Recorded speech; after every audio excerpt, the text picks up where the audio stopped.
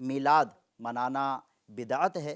ترجمہ بھی وہ لوگ کرتے ہیں لیکن ترجمہ ایسا کرتے ہیں جو اپنے مطلب کا ہوتا ہے۔ کیا میلاد النبی، میلاد جو ہم مناتے ہیں، تو کیا یہ بدعت ہے یا نہیں؟ روزہ رکھ کر میلاد منا لو۔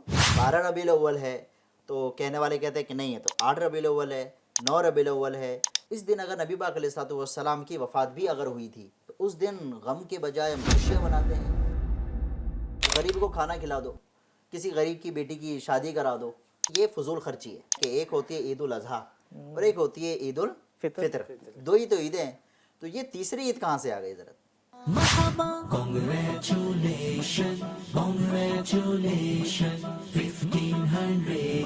بسم اللہ الرحمن الرحیم۔ السلام علیکم ورحمۃ اللہ وبرکاتہ۔ دعوت اسلامی انڈیا کے سوشل میڈیا پلیٹ فارم سے ایک بار پھر ہم اپنا پروگرام لیے حاضر ہیں، چونکہ موقع ہے 1500واں جشن ولادت کا۔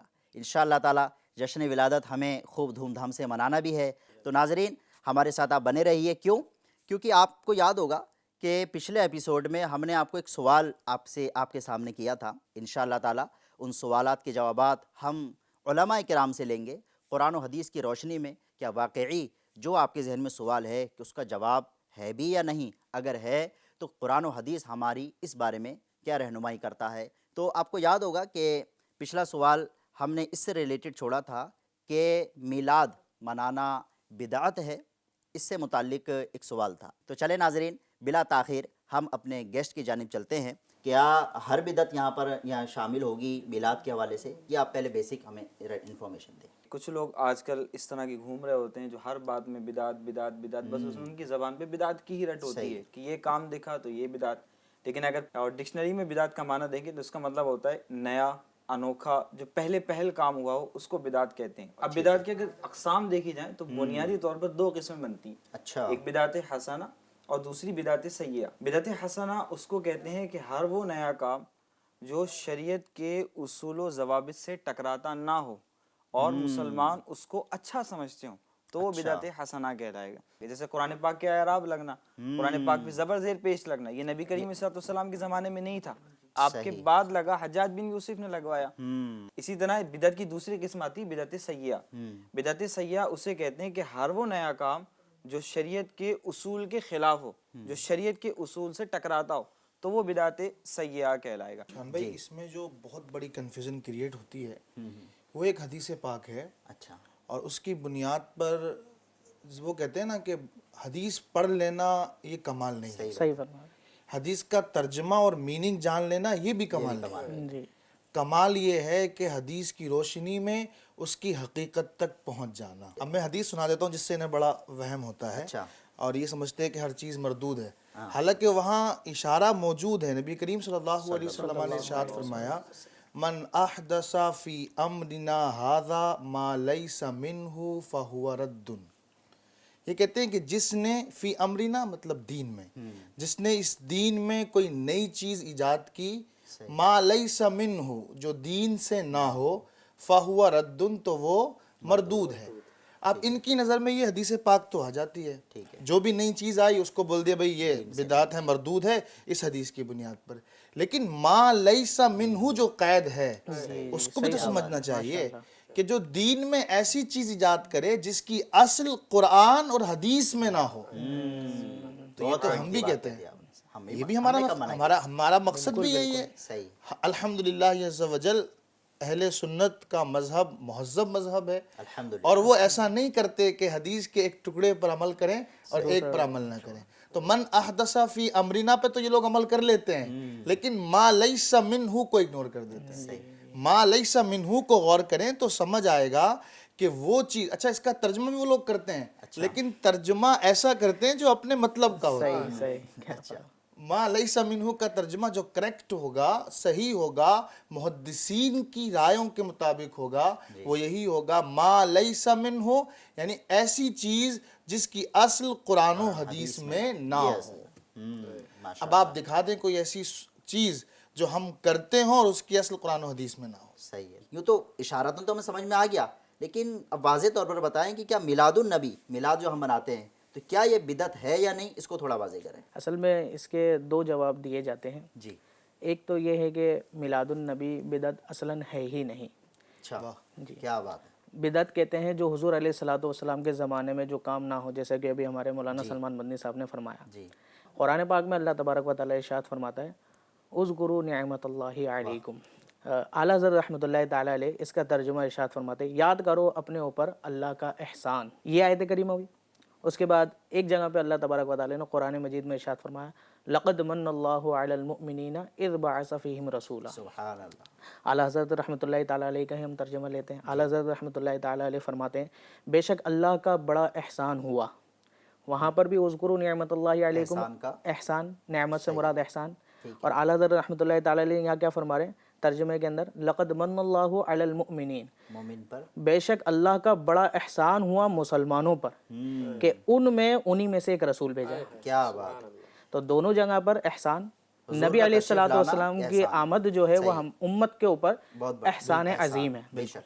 इससे बड़ा कोई एहसान हो नहीं सकता उम्मत के ऊपर। अब मैं इसके बाद एक आयत करीमा और आपको क्या सुनाता हूँ। सुभान अल्लाह तबारक व तआला कुरान मजीद में इरशाद फरमाता है सूरह वद्दुहा के अंदर, व अम्मा बिनिअमति रब्बिका फहद्दिस, और अपने रब की नेमतों का खूब चर्चा करो। क्या बात। अब हमने अभी पिछले आयत करीमा से पढ़ा कि नेमत बमाना एहसान, ठीक है। और एहसान अजीम कौन है? सरकार अलैहिस्सलातु वस्सलाम की आमद। ये उम्मत पर सबसे बड़ा एहसान। और फिर रब तबारक व तआला इरशाद फरमाया, व अम्मा बिनिअमति रब्बिका फहद्दिस, कि अपनी रब की नेमतों को खूब चर्चा करो। तो ये तो कुरान के अंदर ही मौजूद है कि हुजूर का मिलाद मनाओ, खूब चर्चा करो। क्या बात है, माशाअल्लाह। वाह। तो इसकी असल देखा जाए तो कुरान मजीद में मौजूद, तो इस लिहाज से तो ये बिदअत हो ही नहीं सकता। सही है। हाँ, हमारे जो मुरव्वजा तरीक़ेकार है मिलाद मनाने का, जुलूस निकालने का, चरागा करने का, ये अगरचे हुजूर के ज़माने में इस तरीके से नहीं था, लेकिन इसकी असल मौजूद है। बल्कि मैं एक हदीस पाक भी यहाँ पर कोट करना चाहूँगा कि सरकार अलैहिस्सलातु वस्सलाम से एक सहाबी रसूल ने अर्ज़ की, हुजूर आप पीर शरीफ का दिन, हुजूर अलैहिस्सलातु वस्सलाम रोज़ा रखा करते थे पीर शरीफ का, हमें भी रखना चाहिए। तो सरकार अलैहिस्सलातु वस्सलाम की बारगाह में एक सहाबी ने अर्ज़ की कि या रसूल अल्लाह, पीर शरीफ का रोज़ा क्यों रखते हैं? तो सरकार ने फरमाया, ज़ाका यौमुन वुलिदतु फ़ीही, क्या बात। ये वो दिन है जिसके अंदर मैं पैदा किया गया, ये मेरे मीलाद का दिन है, गोया कि सरकार ने ये फरमाया। तो सरकार अलैहिस्सलातु वस्सलाम खुद अपना मिलाद रोज़ा रखकर बना रहे थे। ये यहाँ से असल हमें मिल जाती है मिलाद बनाने की।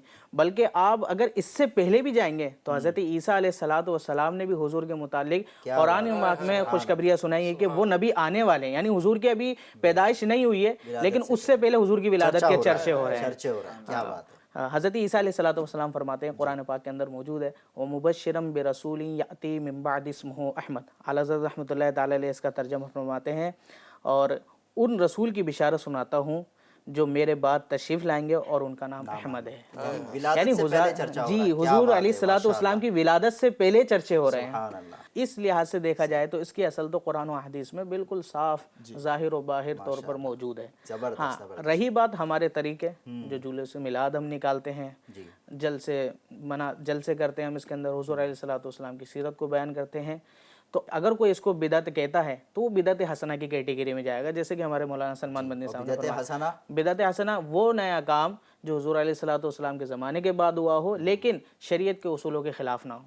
और ये मिलाद जो हम मनाते हैं ये शरीयत के उसूलों के ख़िलाफ़ नहीं है, बल्कि ये तो ऐन शरीयत के उसूल के मुताबिक है। इसके अंदर हम करते क्या हैं? इसके अंदर हम क्या करते हैं? हुजूर अलैहिस्सलातु वस्सलाम की आमद के चर्चे करते हैं, हुजूर अलैहिस्सलातु वस्सलाम की विलादत के तज़किरे करते हैं, हुजूर अलैहिस्सलातु वस्सलाम की तारीफ़ें बयान करते हैं, नाते पाक पढ़ते हैं, तकरीरें करते हैं, बयान करते हैं, सीरत बयान करते हैं, गरीबों मिस्किनों को खाना खिलाते हैं। कितने हम जो है वेलफेयर वाले काम इसके अंदर कर रहे होते हैं। हॉस्पिटलों में जाके हम फ्रूट तकसीम कर रहे होते हैं, ये बता रहे होते हैं देखिए हम हुजूर अलैहिस्सलातु वस्सलाम के आज मिलाद का दिन है, आज खुशी का दिन है, आज हुजूर अलैहिस्सलातु वस्सलाम की आमद का दिन है। तो इस खुशी के अंदर भी इतने सारे काम कर रहे थे और इससे उम्मत को ही फ़ायदा होता है। तो ये कोई नया काम नहीं है, इसकी असल कुरान में मौजूद है। ज़्यादा अगर आप इसको बिदअत कहते हैं तो ये बिदअत हसना की कैटेगरी में जाएगा। और बिदअत हसना कोई ऐसा काम नहीं है जिस पर बंदे को गुनाह मिले, बल्कि बिदअत हसना वो काम होता है जिस पर बंदे को सवाब मिलता है। क्या बात है। तो अगर कोई कहने वाला ये कहे रोज़ा रखकर मिलाद मना लो, ये झंडे लगाना, जुलूस करना, ये क्यों करते हो आप, अगर जी क्या कहेंगे इस पर? वाकई अगर कोई चाहे रोज़ा रखकर मनाए तो रोज़ा रखकर भी मना सकता है। अच्छा, कैसे भी मनाए तो सही, हुजूर का मिलाद है, रोज़ा रखकर मनाए, इबादत कर कर मनाए, जिक्र करके मनाए, कुरान पाक पढ़कर मनाए।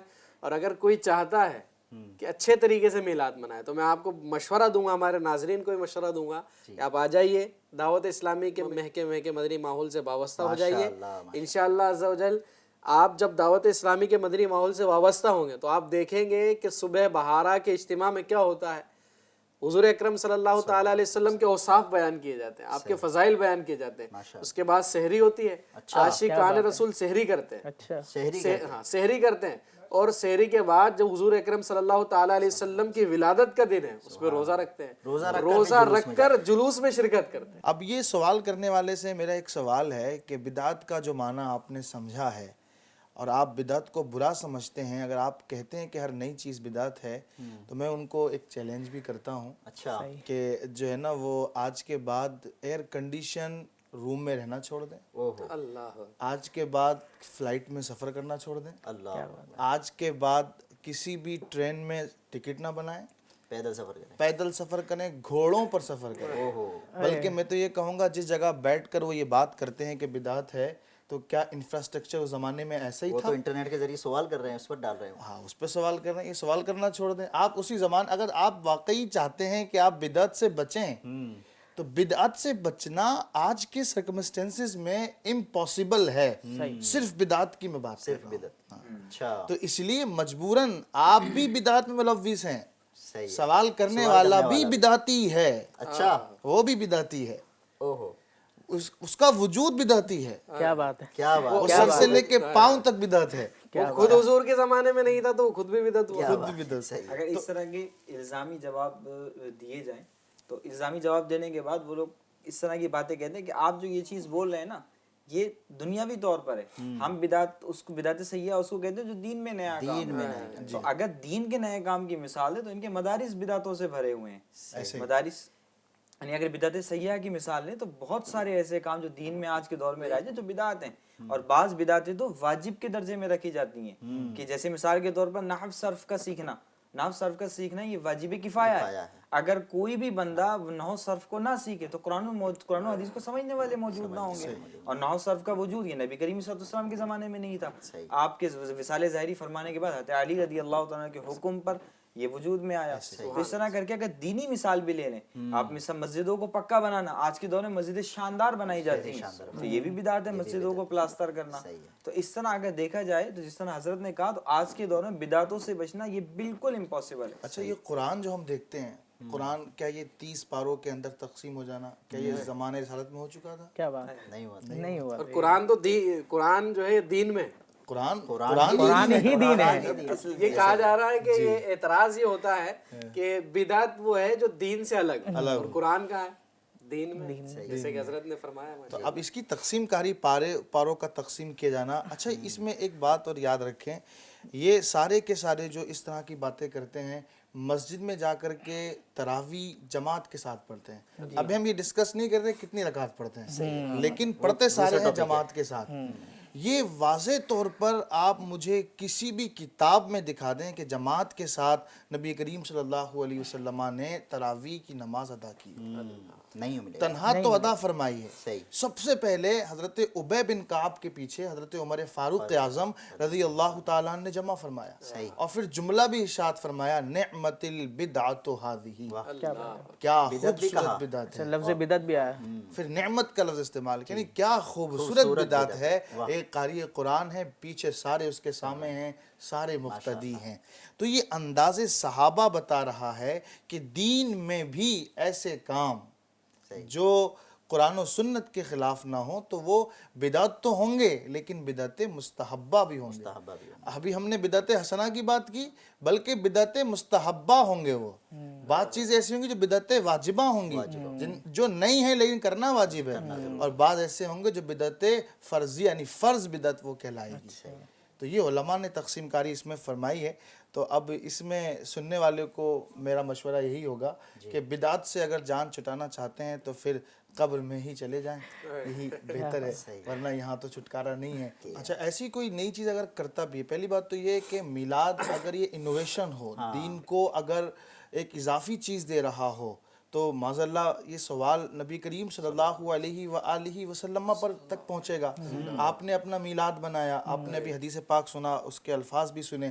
دوسری بات یہ ہے کہ یہ جشن ولادت ہی تو دین کے قریب لاتا ہے. کیا بات ہے, کیا بہت بات ہے. بڑی. بلکہ یہ ایسا بھی ہوتا ہے شان بھائی, آپ بھی اس بات کے گواہ ہوں گے کہ بہت سارے وہ نوجوان کہ جنہوں نے کبھی نہیں جانا ہوتا کہ دین کیا ہے, انہیں میلاد اور ولادت بتاتا ہے کہ یہ دین کیا ہے اور اس کے قریب کیسے ہونا ہے. یاد رکھیں, وہ کہتے ہیں نا, ڈونٹ جج دا بک بائی اٹس کور. کتاب کو اس کے پہلے پنے سے نہیں جانچنا چاہیے.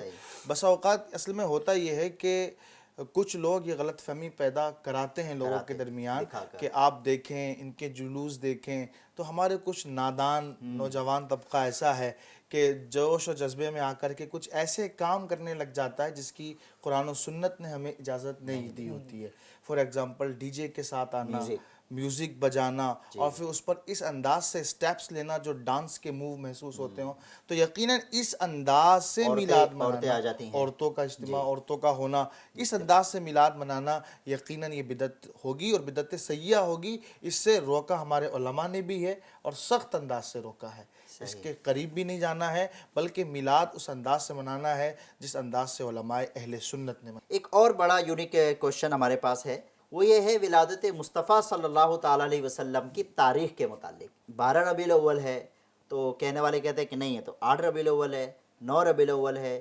خود سید اعلیٰ حضرت کا حوالہ دے کر کچھ لوگ کہتے ہیں. تو اس کی آج حقیقت جانتے ہیں کہ ہم واقعی جانیں کہ 12 ربیع الاول ہے یا اس کے علاوہ کچھ اور ہے, ہم 12 ربیع الاول کو ہی کیوں مناتے ہیں.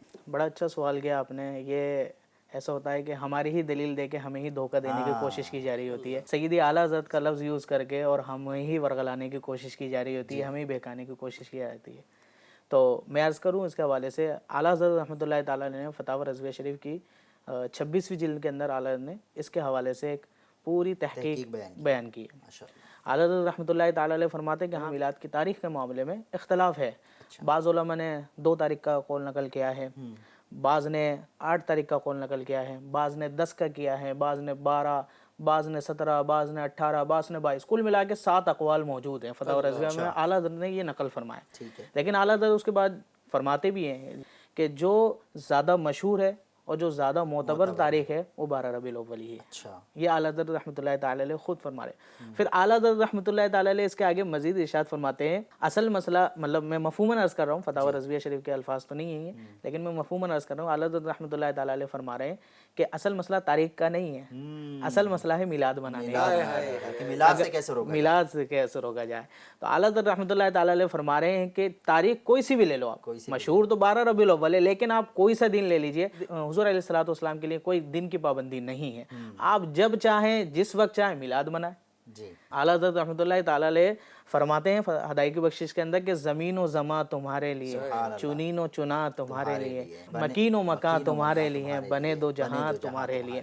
بلکہ اعلیٰ حضرت رحمۃ اللہ تعالی علیہ تو یہ فرماتے ہیں کہ حشر تک ڈالیں گے ہم پیدائش مولا کی دھوم, حشر تک ڈالیں گے ہم پیدائش مولا کی دھوم, مثل فارس نجد کے قلعے گراتے جائیں گے. اور خاک ہو جائیں عدو, جو ہمارے اوپر اعتراضات کر رہے ہیں اعلیٰ حضرت ان کو فرما رہے ہیں کہ خاک ہو جائیں عدو جل کر مگر ہم تو رضا, دم میں جب تک دم ہے ذکر ان کا سناتے جائیں گے. اور جو لوگ اس طریقے کے اعتراض کرتے ہیں, میں ان کو یہ کہنا بھی چاہوں گا کہ آپ دیکھیے تو صحیح آپ کس چیز کے اوپر اعتراض کریں. حضور کی ولادت کے اوپر آپ اعتراض کر رہے ہیں, حضور کے ذکر کو عام کرنے کے اوپر آپ اعتراض کر رہے ہیں. اللہ تبارک و تعالی نے جہاں آپ دیکھیے قرآن و حدیث کو اٹھا کر دیکھیے, جہاں پر اللہ تبارک و تعالی نے اپنا ذکر فرمایا وہیں پر ہی حضور علیہ الصلوۃ والسلام کا ذکر فرمایا. آپ اس کی سب سے بیسک مثال لے لیجیے اذان. اللہ اکبر اللہ اکبر اللہ اکبر اللہ اکبر, اشہد ان لا الہ الا اللہ اشہد ان لا الہ الا اللہ اشہد ان محمد رسول اللہ. اذان کے اندر یعنی عبادت کرنے جا رہے ہیں ہم اللہ عز و جل کی, لیکن پہلے ذکر مصطفیٰ کرنا پڑے گا, ساتھ میں سننا بھی پڑے گا ذکر مصطفیٰ, تبھی جا کے. یہاں تو ایک دنیاوی شخص کسی کے اوپر احسان کر دے تو زندگی بھر وہ اس کے خلاف بولنے کی کوشش نہیں کرتا. اور یہاں پر ہم حضور علیہ الصلوۃ والسلام کی ولادت کے اوپر, ولادت کے موقع پر حضور علیہ الصلوۃ والسلام کی سیرت بیان کرے تو اس پر طرح طریقے سے اعتراض لانا, یہ تو ایک امتی کے لیے مناسب نہیں ہے بالکل بھی.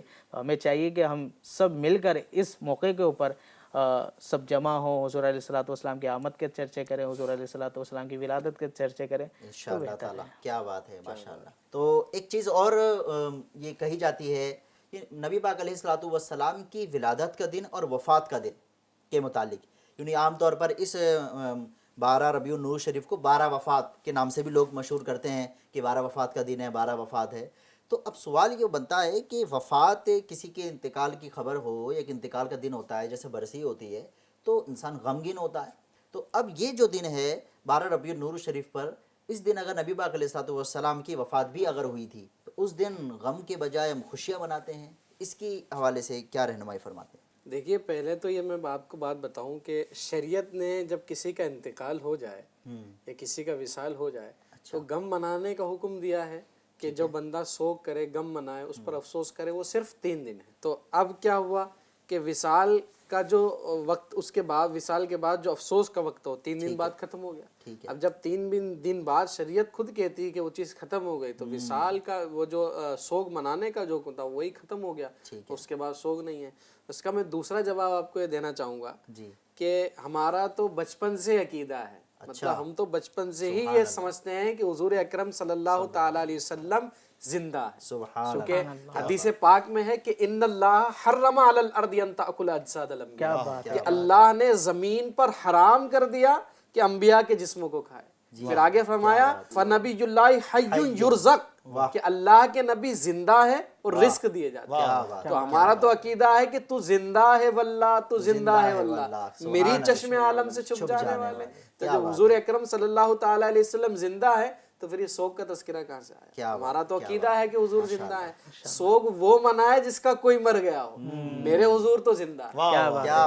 کیا بات ہے. اعلیٰ حضرت علیہ الرحمہ نے کچھ مزید یوں بھی بیان فرمایا، انبیاء کو بھی اجل آنی ہے مگر ایسی کہ فقط آنی ہے، پھر اسی کے بعد ان کی حیات مثل سابق وہی جسمانی. کیا بات ہے، ماشاءاللہ. تو امام عشق و محبت سید اعلیٰ حضرت کا دامن تھام لے تو ساری گتھی سلجھ جاتی ہے. واہ.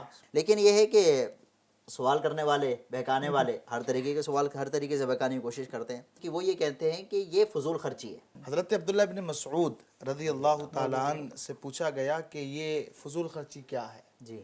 تو آپ نے فرمایا مال کو وہاں خرچ کرنا جہاں اس کے خرچ کرنے کا حق نہ ہو، یہ فضول خرچی ہے. اچھا. یعنی غیر حق میں، ناحق جگہ میں، ناجائز کام میں پیسہ خرچ کر دینا، یہ فضول خرچی کہلائے گا. پھر آگے وضاحت کی ہے، یعنی اگر کوئی بندہ اپنا سارا مال ایسی جگہ خرچ کر دیتا ہے جہاں خرچ کرنا جائز ہے، حق ہے، تو پھر وہ فضول خرچی نہیں آئے گی. اور 1 روپیہ بھی، 1 درہم بھی ایسی جگہ خرچ کرتا ہے جہاں خرچ کرنا حق نہیں ہے، جائز نہیں ہے، وہ فضول خرچی کہلائے گی. ہمارے امام اعظم ابو حنیفہ رحمۃ اللہ تعالی علیہ، آپ کا انداز تھا کہ آپ بہت قیمتی لباس پہن کر کے نماز میں جایا کرتے تھے. کیا بات ہے. وہ ہزاروں درہم و دینار کا بنا ہوا لباس ہوا کرتا تھا. کسی نے پوچھا حضور یہ بھی تو فضول خرچی ہے؟ اچھا. آپ نے فرمایا کہ جب ہم کسی عہدے دار کے پاس جاتے ہیں تو اچھا لباس پہنتے ہیں، اور جو احکم الحاکمین ہے اس کے دربار میں جائیں تو ایسے ہی چلے جائیں. تو اس کا مطلب یہ ہوا کہ فضول خرچی کی ڈیفینیشن ناظرین بھی سمجھ لیں اور اس کو محفوظ بھی کر لیں، ورنہ پھر آپ بھی فضول خرچی سے بچ نہیں پائیں گے. فضول خرچی کی ڈیفینیشن یہی ہے کہ مال کو غیر حق میں خرچ کرنا، یہ فضول خرچی. سب سے پہلے جیسے جو آپ نے بتائی آئی فون، تو آئی فون اگر کسی کے پاس ہے تو وہ فضول خرچی تو نہیں مانی جائے گی، ہے کیا؟ نہیں مانی جائے گی، نہیں ہوگی نا فضول خرچی. ٹھیک ہے. تو اب یہ جو میلاد النبی پر کیا جاتا ہے، تو جب آپ کا آئی فون فضول خرچی کے دائرے میں نہیں آتا تو میرے آقا کے میلاد کی جھنڈیاں کیسے فضول خرچی کے دائرے میں آئے؟ آپ کے عمدہ لباس فضول خرچی کے دائرے میں نہیں آتے تو میرے آقا کے جشن ولادت پر کیے جانے والا چراغا کیسے فضول خرچی میں آئے گا؟ ارے جن کی خاطر یہ لباس ملا ہو، جن کی خاطر یہ زندگی ملی ہو، جن کی خاطر سب کچھ بنایا گیا ہو، حدیث پاک کا مضمون ہے محبوب آپ نہ ہوتے تو یہ کچھ بھی نہ ہوتا.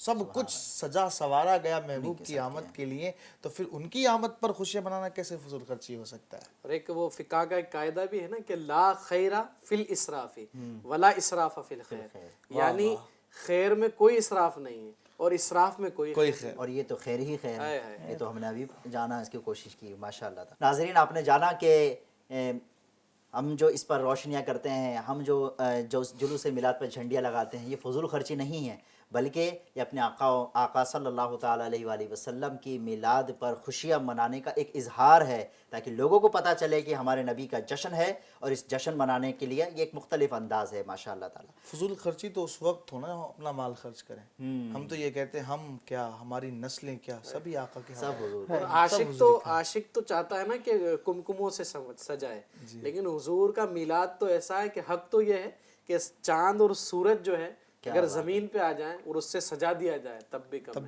ہے۔ واہ یہ اتنی ساری لائٹنگ کرنا اور نیازیں کرنا نبی کریم صلی اللہ علیہ وسلم کے نام کی ہم نے سیکھا کہاں سے؟ صحابہ کرام سے ہی سیکھا ہے۔ صدیق اکبر رضی اللہ تعالیٰ عنہ سے آپ سے پوچھا گیا کہ آپ کی کیا خواہش ہے؟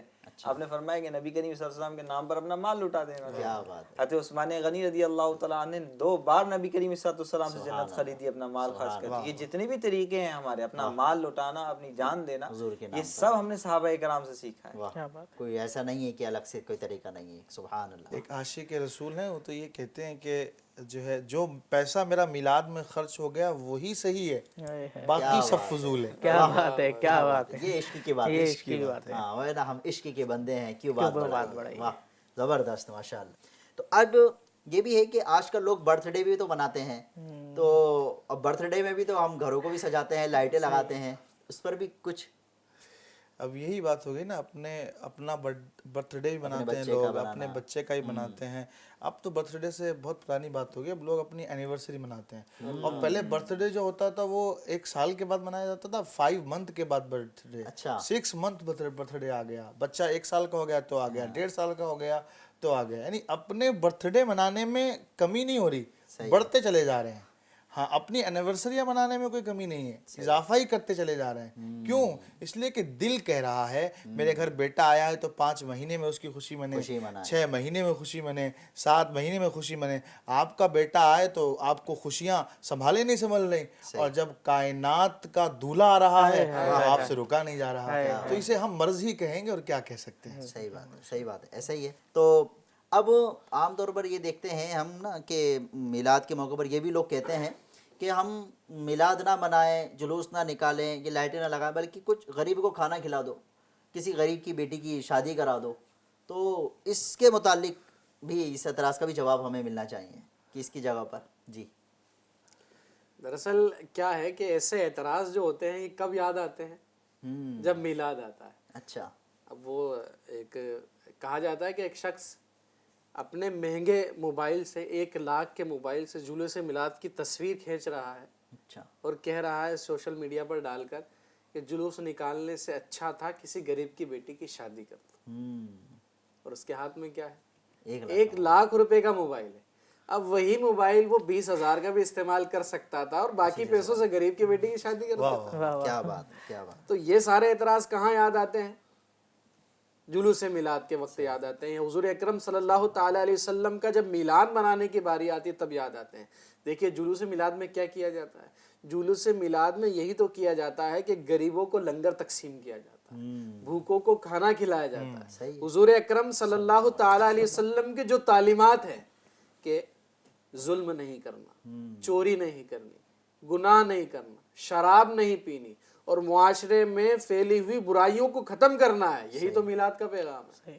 اب اگر غریب کی بیٹی کی شادی ہی کرنی ہو تو آئیے، ہم تیار ہیں، غریب کی بیٹی کی شادی بھی ہوگی اور میلاد بھی ہوگا۔ آپ آئے تو صحیح میلاد منانے، ہم مل کر میلاد منائیں گے۔ آپ غریب کی بیٹی کی شادی کروا کر میلاد منائیے، آپ غریبوں کی مدد کر کے میلاد منائیے۔ اور الحمدللہ دعوت اسلامی کے مدنی ماحول میں ایسا ہوتا ہے کہ جو میلاد کا دن آتا ہے تو حضور اکرم صلی اللہ تعالیٰ علیہ وسلم کا جو میلاد کا دن ہے اس کو سیلیبریٹ کرنے کے لیے ہمارے اسلامی بھائی ہاسپٹلز میں جاتے ہیں، وہاں مریضوں کو وہ فروٹس تقسیم کرتے ہیں، غریبوں کو لنگر تقسیم کرتے ہیں، ان کو کھانا کھلاتے ہیں۔ تو اس طریقے سے بھی میلاد مناتے ہیں الحمدللہ۔ ماشاءاللہ، یعنی انہیں اسی وقت غریب کی بیٹی کی یاد آتی ہے، پورا سال یاد آنی وہ چاہیے۔ ایک ویڈیو میں نے دیکھی تھی تو وہ کہہ رہے تھے کہ وہ میلاد آنے والا ہے، اگر کسی کو غریب کی بیٹی کی شادی کرانی تو پہلے ہی کرا لے, اور میلاد کے وقت پر انشاءاللہ ہم جلوس بھی خوب دھوم دھام سے سال تو 1500 سال 1500واں جشن میلاد کیا بات ہے, کیا بات ہے, پہلے ہی کرا دیں. نہیں اگر واقعی دیکھا جائے تو یہ ساری فضول خرچیاں جب کرتے ہیں لوگ, کہ لوگ اپنے گھر کی شادیوں میں کتنا خرچہ کرتے ہیں, کہ آج کل تو ایسا کلچر چل گیا ہے کہ ابھی شادی نہیں ہوئی اس سے پہلے ہی جو ہے دلہا دلہن کے لیے ایسی تیاریاں کی جاتی ہے, پری ویڈنگ شوٹس چلتے ہیں, لاکھوں روپے وہ اس میں خرچ کر دیتے ہیں. تو اب ایسا ہے کہ اگر سادہ نکاح کریں, کہ جیسے حضور علیہ السلام نے سیدہ عائشہ سے کیا تھا ویسا سادہ نکاح کریں, حضور نے جیسے سیدہ خدیجۃ الکبریٰ رضی اللہ تعالیٰ عنہا سے کیا تھا ویسی سادگی کے ساتھ نکاح کریں, تو اب کیا ہوگا, باقی پیسہ جو ہے غریبوں میں تقسیم کر دیجیے گا.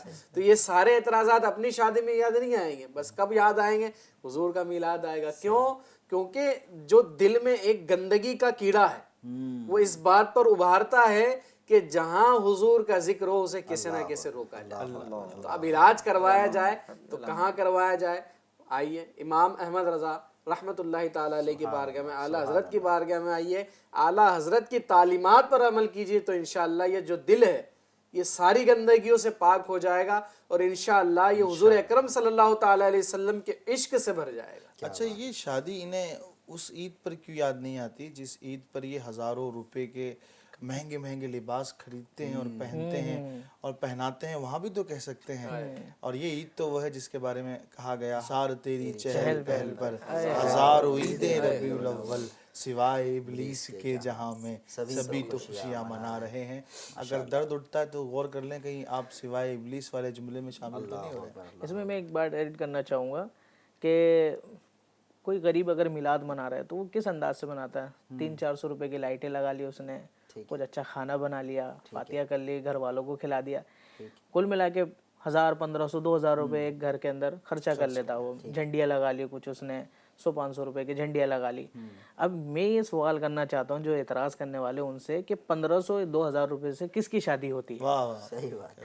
وہ تو بیچارہ 2000 روپے خرچ کر رہا, اس کے 2000 روپے سے تو کسی کی شادی نہیں ہونی. اس کے 2000 روپے سے جو آپ شادی کرانا چاہ رہے ہیں اس سے کوئی فائدہ نہیں ہوگا. ہاں, آپ نے جو اپنی اچھی کوٹھی بنا رکھی ہے, بنگلہ بنا رکھا ہے, آپ اس کی جگہ پر یہ ہے کہ آپ اس بنگلے کو چھوڑ کے ایک نارمل مکان میں رہیے, اس بنگلے کو بیچ کے ان پیسوں سے غریب کی شادی کرائیے. ہم بھی آپ کے ساتھ آئیں گے, ہم بھی بالکل ہم نکاح پڑھا دیں گے. کل ملا کے یہ خلاصہ ہے کہ اگر جو ضرورت مند ہے, غریب کی بیٹی کی شادی کرانی ہے تو بالکل وہ بھی کروائی جائے, لیکن یہ ہے کہ یہ نہ ہو کہ ہم یہ بند کر کے ہم یہ کریں, وہ بھی کریں گے, یہ بھی کریں گے انشاءاللہ. تو ہم نے جو سنا ہے کہ ایک ہوتی ہے عید الاضحیٰ اور ایک ہوتی ہے عید الفطر, دو ہی تو عیدیں ہیں. تو یہ تیسری عید کہاں سے آ گئی؟ ذرا یہ سوال آتا ہے نا کہ بھئی یہ تیسری عید میلاد النبی ہے, دل بڑا مسرور ہے, عید دیوانوں کی تو 12 ربیع النور ہے. تو یہ عید الاضحیٰ عید الفطر ہے, لیکن یہ عید میلاد النبی کہاں سے آ گئی؟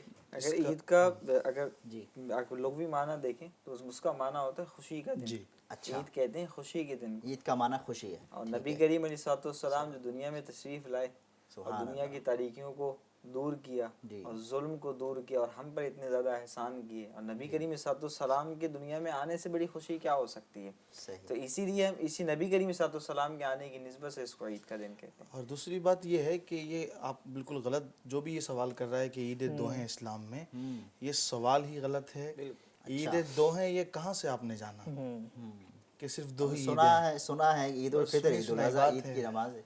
ہاں, اصل میں جہاں آپ کے کھانے پینے کی بات آتی ہے وہ عید تو آپ کو یاد رہ جاتی ہے, باقی چیزیں یاد نہیں رہتی جہاں آپ کے کھانے پینے سے تعلق نہیں ہے. اصل میں مسئلہ یہ ہے کہ قرآن پاک میں بھی ذکر ہوا, حضرت عیسیٰ علیہ السلام کی قوم کا تذکرہ ہوا, اور ان کے لیے جب آسمان سے مننا اور سلوہ نازل ہوئے تو ان کا جو جملہ قرآن پاک نے حکایتاً نقل کیا ہے, وہاں آپ غور کریں گے تو وہ اس دین کو عید کہہ رہے ہیں. یعنی جس دن انہیں نعمت مل رہی ہے, تکون لنا عیدا لاولینا ولیاخرین, یعنی یہ ہمارے پہلے والوں کے لیے اور بعد والوں کے لیے بھی کیا ہوگی؟ عید ہوگی. یعنی قرآن کا مزاج بتا رہا ہے جس دن نعمت نازل ہو وہ عید ہو جاتا ہے. تو اس نعمت سے بڑی نعمت اور کیا ہوگی؟ دوسری بات یہ ہے, نبی کریم صلی اللہ علیہ وسلم نے خود ارشاد فرمایا, یہ جمعہ جس دن حضرت آدم علیہ السلام کو پیدا کیا گیا, اور یہ جمعہ مسلمانوں کی عید ہے. یعنی حضرت آدم کی پیدائش ہو تو زبان مصطفیٰ سے اسے عید کا تمغہ ملے, اور جو آدم کے بھی مولا ہوں اور ان کی پیدائش ہو تو ہم غریب اس کو عید کہتے ہیں، تو اس میں کیا ہے؟ یوم الجمعۃ عید، جی یہ یعنی تو پھر تو ہر ہفتے ہی ہماری عید ہے. جی جی تو یہ کہنا ہی غلط ہوا کہ 2 عید ہوئی بس. ہر ہفتے عید ہے. اب لگا لیں آپ کتنے ہفتے ہوتے ہیں، تو یہ اسلام میں 2 ہی عیدیں. یہ غلط عرفہ کے دن کو بھی عید کہا یوم جاتا ہے. عرفہ کہا گیا حدیث پاک میں، یوم العرفہ عید، جی یہ بھی کہا گیا ہے. تو یہ یوم عرفہ بھی عید ہے. اب دیکھا جائے نا تو یہ اعتراض کرنے والے کی معلومات کی کمی ہے، یا ایک کہا جائے تو ایک اندھا معترض ہے جو اعتراض کر رہا ہے، کیونکہ احادیث میں اس طرح کے مضمون موجود ہے جہاں ان ایام کو عید کہا گیا ہے. اور بعض علماء نے تو اس کو شمار بھی کروایا ہے کہ تقریباً جو ہے 10 یا 15 ایام ایسے ہیں جن کو عید کا دن قرار دیا گیا ہے. اچھا ماشاء تو اللہ. بیسیکلی یہ کانسیپٹ کلیئر ہو گیا کہ عیدیں صرف 2 ہی نہیں ہیں، ہر جمعہ عید ہے. اب گنتے جائیں کتنی. اور یہ عید تو عیدوں کی بھی دوبارہ پڑھے وہ شعر، نثار تیری چہل پہل پر ہزاروں عیدیں ربیع الاول، سوائے ابلیس کے جہاں میں سبھی تو خوشیاں منا رہے ہیں. سبحان اللہ. ہم میلاد کی بات کر رہے ہیں تو میلاد مصطفیٰ منانے کے فوائد کیا کیا ہیں یہ بھی ہم جان لیتے ہیں کہ بھئی میلاد منانا تو چاہیے، کیا اس کا کچھ فائدہ بھی ہے، تو اس کے حوالے سے کچھ رہنمائی ملے. میلاد مصطفیٰ منانے کے اگر فوائد دیکھے جائیں تو وہ بیان کیے جائیں تو بہت، اس کے لیے وقت بھی کم ہے اور کہہ لیں کہ ایام بھی کم ہیں، بہت سارے فوائد ہیں. اور کہہ لیں کہ جو میلاد مصطفیٰ منانے کا سب سے بڑا فائدہ ہے وہ ہے رضائے مصطفیٰ، نبی کریم علیہ السلام کی خوشنودی. ایک عالم صاحب نے خواب میں نبی کریم علیہ السلام کو دیکھا اور نبی کریم علیہ السلام کی زیارت کی. تو نبی کریم علیہ السلام کی بارگاہ میں عرض کی، حضور کہ جو مسلمان آج کے دور میں دنیا میں آپ کا جشن ولادت مناتے ہیں، کیا ان کا جشن ولادت منانا آپ کو پسند آتا ہے؟ نبی کریم علیہ السلام نے فرمایا کہ جو ہم سے خوش ہوتا ہے ہم سے خوش ہوتا ہے. سبحان اللہ. اسی طرح نبی اور میلاد النبی منانے کا جو فائدہ ہے وہ خالی ہم تک محدود نہیں رہتا بلکہ جو ہمارے آس پاس ہیں ان کو بھی ملتا ہے. سبحان اللہ. وہی فضل رب العلا، اور کیا چاہیے، مل گئے مصطفیٰ اور کیا چاہیے. اس سے مجھے ایک بات یاد آ رہی ہے کہ وہ جو ایک حدیث پاک میں جو مضمون موجود ہے کہ ابو لہب کی باندی تھی سویبہ، جب اس نے حضور اکرم صلی اللہ تعالیٰ علیہ وسلم کی ولادت کی خوشخبری دی تو ابو لہب نے انگلی کے اشارے سے اس لونڈی کو آزاد کر دیا. تو اس کی تشریح میں شاہ عبد الحق محدث دہلوی رحمۃ اللہ تعالی علیہ فرماتے ہیں، جو بڑے مشہور حدیث کے امام بھی ہیں، جو احادیث کی تشریح بیان کرتے ہیں، انہیں سب مانتے ہیں. تو شاہ عبد الحق محدث دہلوی رحمۃ اللہ انڈیا میں حدیث لانے والی ہستی ہے. ہندوستان میں علم حدیث کو عروج دینے والے، علم حدیث کو پھیلانے والے شاہ عبد الحق محدث دہلوی رحمۃ اللہ تعالی علیہ فرماتے ہیں کہ اس مقام پر اس حدیث کی تشریح میں آپ فرماتے ہیں کہ ابو لہب نے جس انگلی کے اشارے سے حضور اکرم صلی اللہ تعالیٰ علیہ وسلم کی ولادت کی خوشخبری دینے پر جس انگلی کے اشارے سے سویبہ لونڈی کو آزاد، سویبہ باندی کو آزاد کیا، تو اس کو جب پانی کی حاجت، ویسے تو پورا عذاب میں ڈوبا ہوا ہے لیکن جب اس کو تھوڑا بہت پانی دیا جاتا ہے تو اس انگلی سے دیا جاتا ہے. اللہ. تو آپ بتائیں، تخفیف ہو رہی ہے حضور علیہ السلام کے میلاد منانے کے سبب. اب جو اتنا بڑا ملحد ہے اس کو بھی صرف حضور اکرم صلی اللہ علیہ وسلم کے میلاد کے موقع پر صرف چھوٹے سے فعل پر کیا دیا جا رہا ہے؟ انگلی سے پانی دیا جا رہا ہے. تو جو مومن ہو کر دل میں حضور کا عشق رکھ کر میلاد منائے گا تو اس کے لیے کیا ہے، اس کا بدلہ تو پھر جنت ہی انشاءاللہ. اچھا یہ صرف انگلی ہی کیوں خاص کی گئی؟ پانی تو ویسے بھی ٹپکایا جا سکتا تھا، یہ بھی پوائنٹ والی بات انگلی ہی سے کیوں؟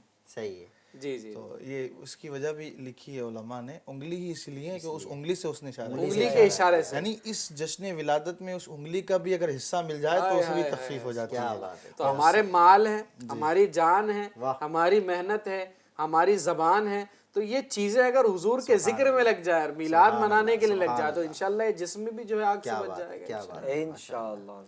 یوں دیکھا جاتا ہے کہ ہم میلاد النبی کو 12 ربیع النور شریف میلاد کے مہینے میں ہی ہم عام طور پر ایک جشن کے ساتھ ہم ملاتے ہیں. تو اس کے حوالے سے اگر آپ کچھ بتائیں. حدیث پاک ایک بیان کی جاتی ہے، ما رآہ مسلمون حسنا فہو عند اللہ حسنا، کہ جس کو مسلمان اچھا سمجھ لیں تو وہ بھی اللہ تبارک و تعالیٰ کے نزدیک اچھا سمجھا جاتا ہے. تو یہ مسلمانوں نے خاص کیا ہے 12ویں کا دن، تو مسلمانوں کا خاص کر رہے نا، یہ اس بات کی دلیل ہے کہ یہ اچھا ہے. تو اسی لیے ہم جو ہے نا وہ اس دن کو جو ہے نا خاص طور پر اگر کوئی اس کے علاوہ بھی کرنا چاہے تو منع تو نہیں ہوگا؟ ہم تو کہتے ہی ہیں کہ آپ ہمارے پاس آئیں، ہم سال بھر میلاد منائیں گے، ہمارے یہاں ہر پیر کو منائی جاتی ہے، ہر وقت جلسے کیے جاتے ہیں، تو ہم ہر وقت کریں گے۔ میلاد تو منائیں آپ، کسی بھی تاریخ کو منائیں۔ ہمارے یہاں تو خاص طور سے ایک جو کہتے ہیں نا کوئی بھی موقع ہو کیسا بھی ہو تو کچھ مخصوص بوڑھے لوگ ہوتے ہیں جنہیں کہتے ہیں میلاد پارٹی۔ میلاد پارٹی تو وہ جو ہے نا ہر مہینے میں جا کر کے کوئی بھی پروگرام چھوٹا سا بھی ہو تو وہ اپنا میلاد آ کر کے پڑھنا میلاد کا شروع مہینہ کر نہ دیتے ہو ہیں۔ تب بھی کیا بات، محرم کے مہینے میں وہ میلاد آ کے بیان کر دیتے ہیں۔ واہ واہ واہ واہ، ماشاء اللہ ماشاء اللہ۔